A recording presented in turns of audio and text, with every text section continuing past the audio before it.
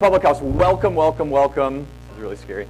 Welcome back from Memorial Weekend. I'm really glad you guys were able to make it. It's a really awesome crowd.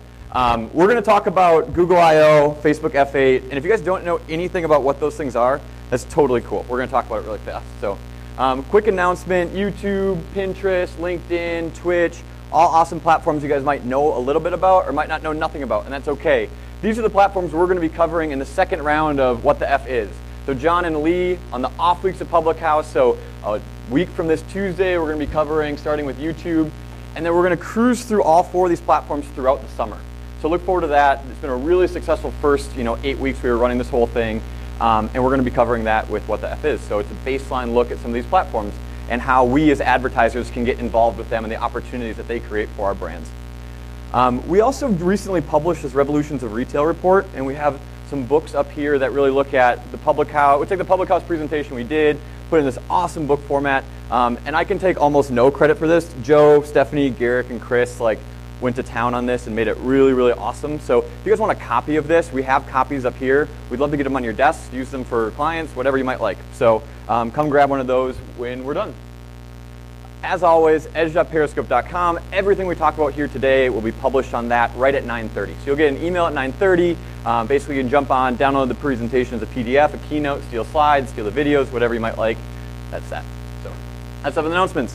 All right, we're going to talk quickly in the next 20-25 minutes about Facebook and Google, the conferences they recently had, and why that matters to the work that we're doing today. What are we going to do with that information when we sit back down at our desks, and how is this going to affect the work we're doing for our clients? So we're going to talk about the conferences.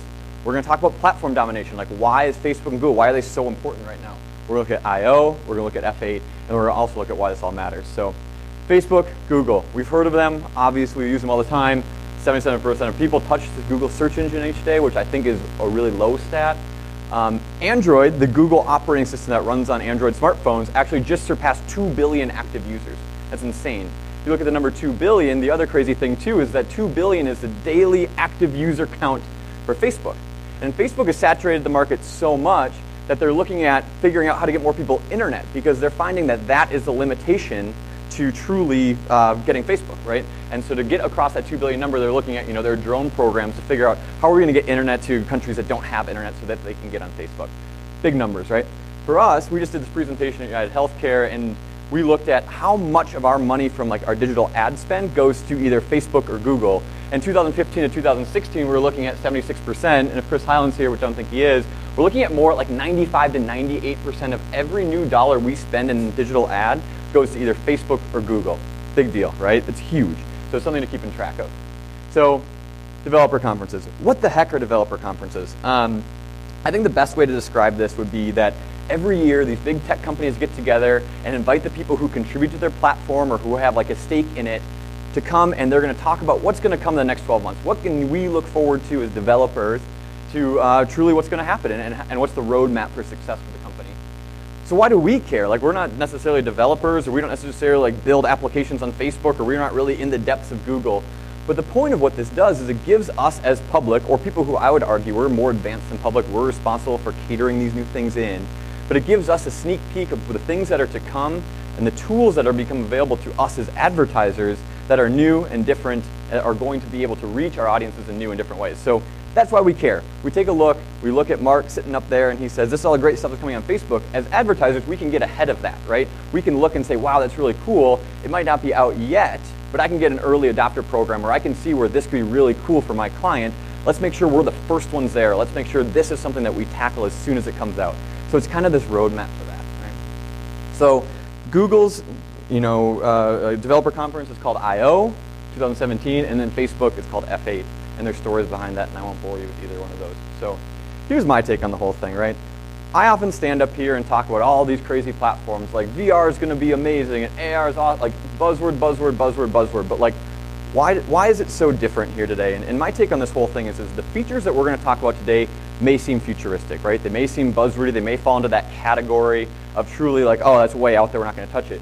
But the thing about Facebook and Google, when you look at the user adoption rate, is the second that these people pick this up and launch it on their platform, it instantly is mainstream, right? So if Facebook all of a sudden wants to put an AR platform on top of Messenger, AR is no longer a buzzword, a further out thing. You have millions of people using that technology almost instantly, as soon as Facebook wants to switch the button. Right, so it's a little different today when we're looking at these features. We need to realize that this is stuff that's not only just coming down the road, but it's here, it's going to be here, and it's going to be here for the mainstream user if it's not already, right? All right, I/O. So we're going to talk about a couple of main features that people announced, why that matters, and there's some really cool videos. As you can imagine, the production value of these conferences is pretty big, but I promise no videos over a minute, so you guys won't be too bored. So Google I/O. A lot of it revolved around Google Assistant. Now, Google Assistant is something that you can probably compare a little bit to Siri, you compare to Alexa, and we've done presentations on that before. But there's some interesting things about Google Assistant that are different, and things that are going to be really applicable to the work that we do every day. So a quick little recap of Google Assistant. Let's take a look. Okay, Google. Hey, Google. Hey, Google. Okay, Google. Hey, Google.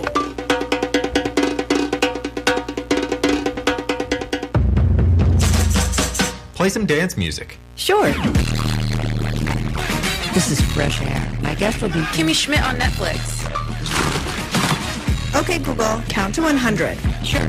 1, 2, 3. Play Vacuum Harmonica on my TV.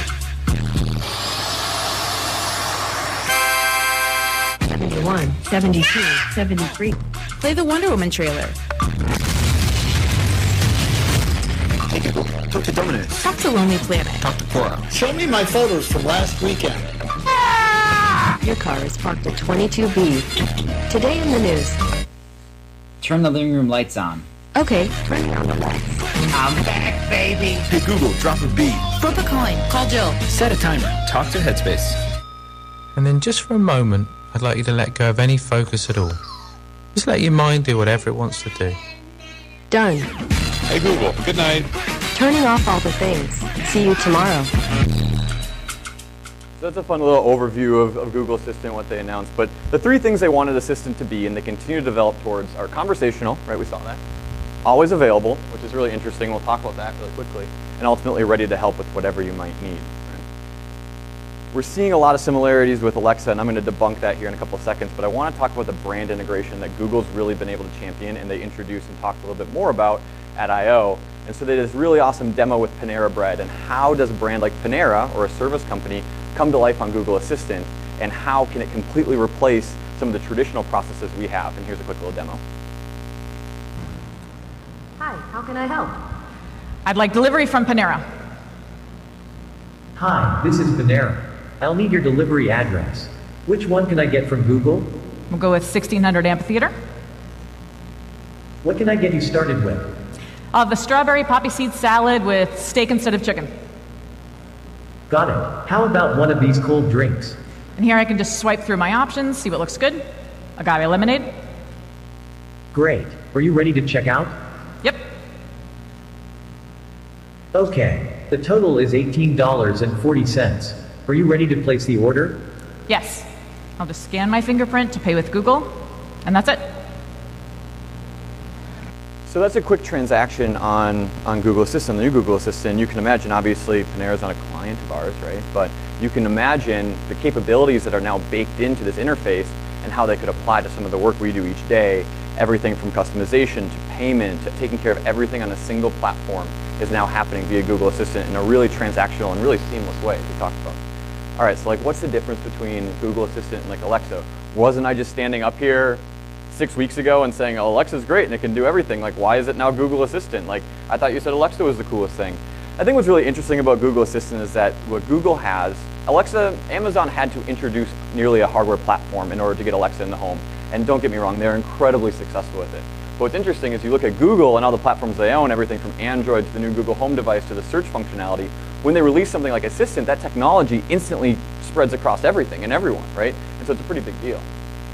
The interesting thing too that they released is now available on the iPhone, right? So if you guys don't have it already, you can download it actually today on the App Store, and I would encourage you all to get Google Assistant. It's a standalone application. You can launch it right from your control center on the iPhone, and it can basically do anything you really want. Google Lens, this is something that's got a lot of traction in the media. We've talked a little bit about this on Edge. But what Google Lens allows you to do is it allows you to use the camera on your phone on top of Google Assistant or other Google apps and point it at something on the street, point it at a flower, point it at a table, and Google will instantly serve back relevant information based on what you're looking at, right? So the example over here is saying, all right, I'm going to point it at a storefront, It's going to instantly show me the rating, when it's open, the friends who've rated it, all that kind of stuff, all just by looking at through your camera, so no actually typing anything in. That technology, as I just mentioned, now spreads across all Google platforms, right? So it has an effect on search, it has an effect on Assistant, it has an effect on Photos. And here's a really interesting example of how Google Photos is changing based on the new technology that they're introducing through the Lens. If there's one thing you know, it's that you're a great photographer. If there's a second thing you know, it's that you're kind of a terrible person. What? Yeah, you heard me. The best picture of the entire wedding? Kept it to yourself. This masterpiece of your best friend? We were gonna send it, but then you were like, oh, remember that sandwich? I love that sandwich. If only something could say, hey, Eric looks great in these. Do you want to send them to him? And you could be like, great idea. Well, it can. Wait, it can? Yep, with Google Photos. So that's an example of how they're using Google Lens, the image recognition software on top of Google Photos, to be able to actually deliver a better user experience. I'm going to able to figure out that Lee's in a bunch of my photos, we had a killer weekend. Google's going to actually automatically pick some of the best pictures, bundle them all up so I can send them to Lee. Now I know that sounds trivial, but it's just an example of a consumer-facing feature that this back-end technology is enabling, right? And we're going to see that take place across all Google platforms. Really quickly, Daydream is a VR platform that Google announced along with their Pixel phone. So if you remember about 6, 8, 12 months ago, someone can correct me if I'm wrong, but they released this thing called Daydream, and it was the ability for a VR experience to come to life on Pixel. Looked like this, right? So they sold, very similar, they sold this headset, you drop the Pixel phone in, and it's a VR experience very similar to some of the other VR experience we've seen. The thing that they announced that Daydream is now available on the Samsung Galaxy, and that's a big deal because Google is now powering VR experiences on a huge scale because they're now releasing it on a Samsung platform, which is really interesting. They're also in works of launching a standalone VR platform, so no computer, no phone needed, a headset that you can buy affordably and actually use. The coolest part about this is that on top of this, they're launching a technology called WorldSense. And if any of you have tried VR before, you'll realize that it's really easy to get sick because the VR experience is really cool, and you can look around, you can look up and down, but the second you kind of take a step left or take a step right, the technology doesn't really keep up, and all of a sudden your body's doing one thing, your mind's doing another, and a lot of people have a really adverse reaction to it. WorldSense is a technology that they're enabling on Google's VR platforms that actually enables the VR experience to monitor movement, not just with your head, but me walking left, right, back and forth. There's a really cool video that shows exactly how this works.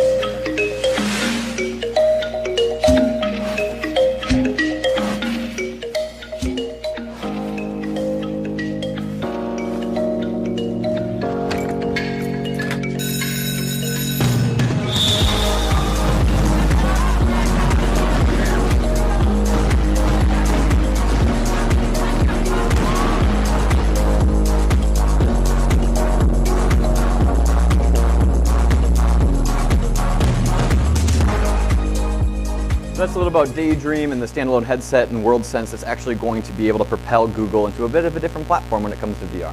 Right? So that was I/O. A couple minutes to run through F8. So we talked about Google. Great. Let's jump onto Facebook. Facebook's something that we're all very familiar with, right? Facebook's developer conference happened a couple weeks ago, so this is maybe a little bit older news, but you guys might be a little ahead of it by reading some of the publications. But every time Google or Facebook does a developer conference, they talk about this 10-year roadmap that Mark Zuckerberg, the founder of Facebook, kind of started with. I think it was a couple years back. But the whole idea is that they're moving towards year 10 with the connectivity, AI, VR, AR.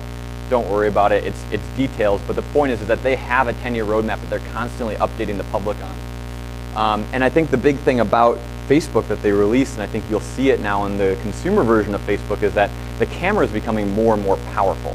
The camera is powering more of the experiences.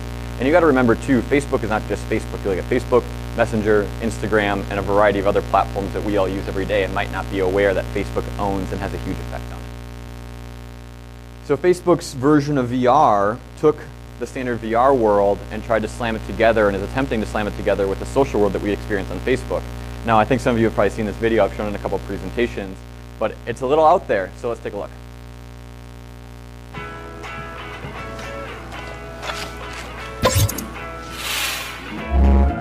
Hey sis. Hey Jack, are you all excited for our trip? Yeah, and look what I found. This is so cool. Is this the same spot we're going to? I hope so. And look, I think that's where we're taking the boat tour. Oh, I love it. Look, I'm gonna go chat with Melissa, but you're setting up the party room, right? Yeah, I got it. Great. See you later, Jack. All right, see you later. Bye. Hey, girl. Guess what? What? I got the apartment. Wow, nice. Look at your balcony. I know, it's amazing. No roommates. I have it all planned out. The lucky blue couch. Yes. This table with this floor. Perfect. Jack keeps calling me. Can we talk later? Sure. Bye. Surprise! Happy birthday! Thanks, you guys. Happy birthday. No, stop. Don't I don't like this song. Okay, hold this balloon. You know we gotta do it. Birthday selfie. Oh my god. Don't forget your birthday hat. That's a good one. Hey! Look at my birthday hat. So cute. All right, seems a little weird, right? That's out right now. That launched 10 minutes after they announced it on stage. So we're actually using this right now in the Vive system. This is not some futuristic thing. This is available to us today, and people are using it, right? Example, Facebook, Google, it's a big deal. Frames and masks. Facebook rips off Snapchat all the time, right? And we're gonna talk a little bit about why this is different. But you look at frames and masks coming to not only Messenger, but Instagram, very similar to what we've seen in Snapchat. And as you can see, it looks like a very familiar user interface, and they're going to continue to invest in this, right? And continue to invest in the AR tools. So when we look at AR, augmented reality is basically the masks and things that can track to your face, or when you get the ears, or when things happen in the background relative. That's what we mean when we're talking about augmented reality, but the advanced filters, advanced masks. And now this has an effect more on just the selfie camera, right? So when we look at the camera being such a fuel for these new Facebook experiences, Mark Zuckerberg announced kind of this new idea of how gaming can actually come to life because of this new technology. Let's talk about games. Now, more than 1 billion of us play games. And I think that there's going to be a whole new genre of augmented reality games coming. So here's an example of a father playing an augmented reality game with his kids in the waiting room at the doctor's office, where he's using the table in the waiting room as the game board for a tower defense game, and the kids can kind of slap the bad guys before they get to you. Now, there's going to be a lot of awesome stuff like this that comes, and I'm pretty excited about this. This part of the platform is going to come a bit later this year. So this is an advanced gaming platform that's actually being developed right now and will come out in the next couple months. But you can imagine we start creating more intricate experiences for our customers, our brands, our fans online, the new tools that we're going to have available to us, and how amazing that's going to be, and the different creative outlets that we can actually utilize on Facebook. Now it seems all really advanced, right? Like we're going to need to onboard a bunch of people, all this stuff. We're doing this without a single line of code, right? So we don't need a bunch of, and I love all the developers in the room, but the thing is building experiences for these platforms no longer requires a team of advanced engineers with specific degrees specifically in the Facebook development platform. Facebook has released a tool that basically allows anyone in this room, whether you're an account, a creative, a project manager, whatever, to jump in and actually build these experiences on Facebook. So what that means for us is that we're going to be able to have access to the tools to actually have those games come to life without a ton of barriers to entry. And I'm actually just going to skip over a video that talks about basically AR Studio, but what it allows us to do is create things like this on our desktop machines, which is really exciting, right? Because there's no longer that huge barrier to entry. And I'm going to skip over the video too, just to make sure that we have enough time. So we talked about VR and Facebook at that kind of weird demo video. We talked about AR, and not just fueling the selfie camera and the masks, but truly bringing gaming to life, bringing advanced experiences to life within whatever environment you might be in. And then also Messenger. So we look at Facebook, and they have Instagram, they have the Facebook, and then also, as many of you know, there's the Messenger platform that you use online.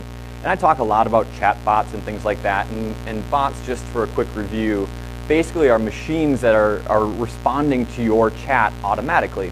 So they are used for customer service, they're used for ordering food, they're used for whatever it might be, and I can basically chat to a computer and it's analyzing the stuff I'm texting and then responding back appropriately based on what I need, and that's considered a chat bot. What Facebook is doing is they're looking at building in these chat bots to group conversations. So myself and Lee and John and Zach are all, let's say, going to the Basilica Block Party. We're chatting about when we're meeting, we're chatting about how we're getting there, we're chatting about all this kind of stuff. We can actually invite Facebook's personal assistant into the chat, and we can do everything from review restaurants, we can make a booking, we can order an Uber, all through Facebook Messenger, right? And we're never leaving that platform. Very similar to Google Assistant, but Facebook Messenger now is going to be able to facilitate our entire evening out without ever leaving that platform by integrating these third-party brands. There's continuously more experiences that are enabled by that new platform. And this is my last video, I promise.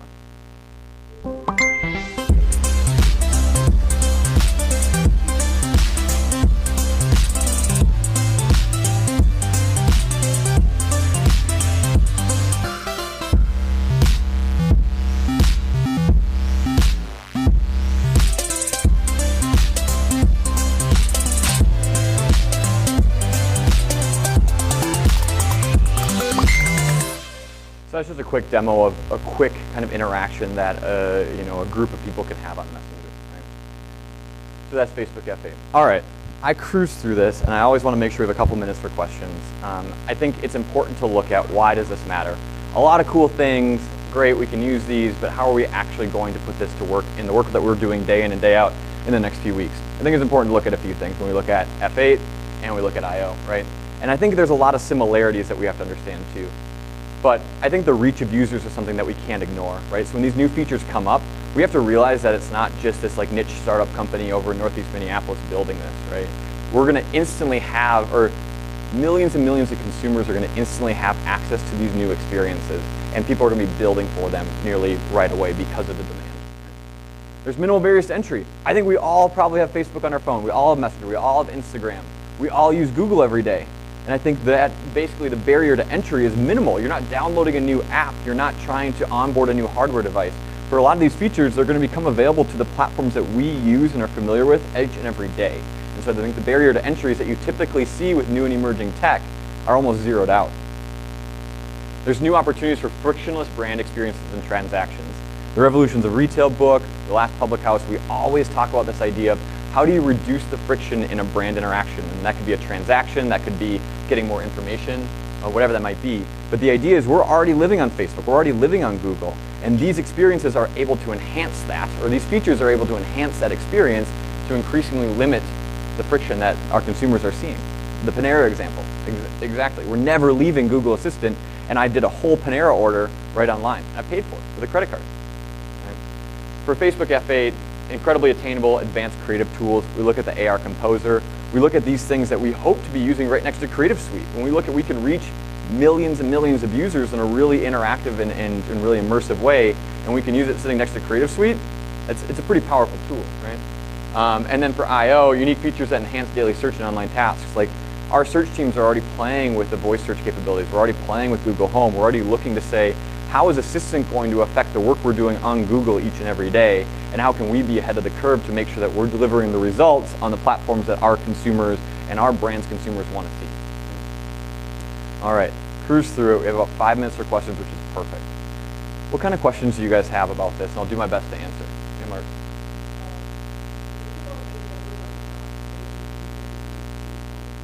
Totally, it's a great point, right? So I think if you've seen on Facebook, Facebook Stories is on the very top of your Facebook feed, and it's a big thing that they released to try to combat Snapchat.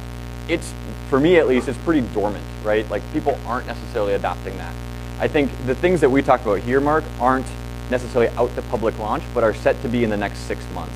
So you look at Spaces, that VR world, that's for early adopter beta program access people. Wow, it's a lot of buzzwords in one. It's for beta, developers, right? So developers have it, consumers can get it if you own an HTC Vive. We don't necessarily know the adoption rate, but if you compare that to like a new random tech startup, Facebook's got a huge upper hand because they have instant access to those 2 billion active users each day. So the second they flip that switch, they're going to be able to get some sort of traction, and what takes off and what doesn't, we'll see. But it's pretty set to say it's going to have a pretty significant impact either way.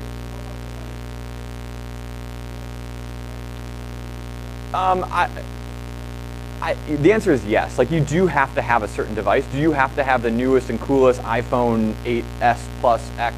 No. Do you have to have a phone that's got some processing power and a camera on it? Yeah. So that does limit some of the lower end users, but I think the device limitations are pretty negligible, specifically for the markets here in the United States.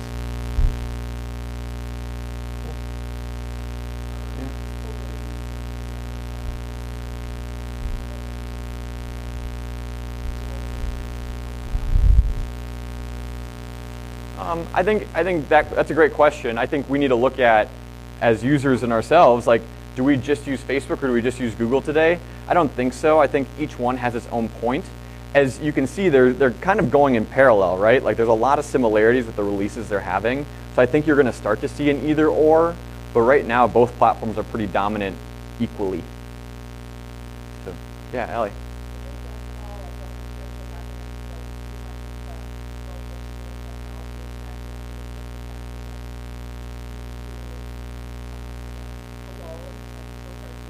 Totally.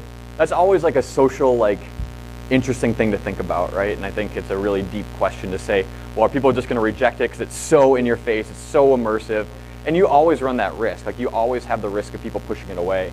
I think with Facebook, though, as we've seen over the last 10 years of Facebook growth, like, there have been some hits and some misses, but we've never really seen a mass exodus from the platform, right? And I think Facebook is having the heavy hand to say, this is what Facebook is now, and people usually come running no matter what the social cry might be.